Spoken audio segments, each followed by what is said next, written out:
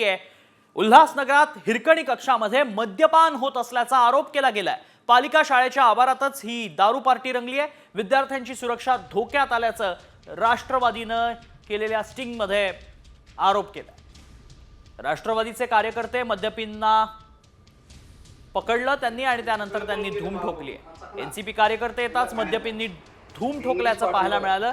इथे दारूच्या बाटल्या तशाच पडल्याचं पाहायला मिळतंय। हिरकणी कक्षामध्ये हा सगळा प्रकार रंगला होता, त्यामुळे हिरकणी कक्षही सुरक्षित नाहीत हे स्पष्ट झालंय। उल्हासनगरात हिरकणी कक्षामध्ये मद्यपान होत असल्याचा आरोप केला जातोय। नंबर 28 आणि शाळा नंबर 8 29 आणि 8 या शाळेच्या प्रांगणात मी आलेलो आहे। इथं पाहिलं तर 3 बॉक्सेस हिरकणी कक्षाचे असेच भांगाराच्या हिशोबाने इथे पडलेले आहेत आणि त्याच्यामध्ये दारू पिलं जातंय। इथं बिस्तर आहे आणि शेजारी शाळा चाललेली आहे। लहान लहान मुलं इथं शाळेत येतात। सातत्याने लहान मुलांवरचे अत्याचार थांबत नाही, मुलींवरचे अत्याचार थांबत नाहीये।